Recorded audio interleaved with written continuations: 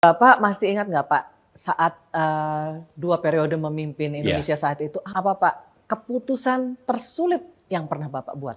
Ada beberapa, misalnya saya harus menaikkan harga BBM yang tertinggi sepanjang sejarah Indonesia.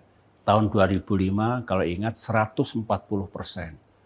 Mengapa bagi saya sangat sulit? Karena saya tahu impact-nya.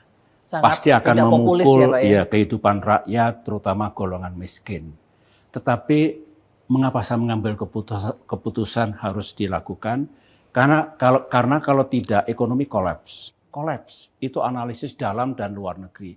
Saya mengambil risiko, tapi I know saya harus memberikan bantuan bagi yang sangat terdampak, kaum miskin. Itulah lahirnya BLT. Yang kedua, Mbak Retno, waktu terjadi tsunami. Dahsyat sekali, ada suara-suara politik, jangan terima kontingen asing. Jangan terima mereka yang mau datang ke Aceh, mengganggu kita, membantu GAM. Keras sekali, saya katakan no. Kita harus menyelamatkan saudara-saudara kita yang masih bisa diselamatkan. Ini kemanusiaan, not politics, not military. Tetapi akhirnya itu solusi ternyata. Awalnya tidak mudah. Kemudian peace process Aceh, banyak yang menentang. Ngapain? Ya pemberontak itu harus diatasi, ditumpas secara militer. Saya katakan, sudah dilakukan oleh Indonesia 30 tahun dan gagal. Mengapa tidak kita pilih cara yang lebih bermartabat, lebih damai dan lebih adil? Saya carry on, jalan terus, itu menjadi bagian dari sejarah sekarang. Aceh damai, selesai konfliknya, masih menjadi bagian dari Indonesia.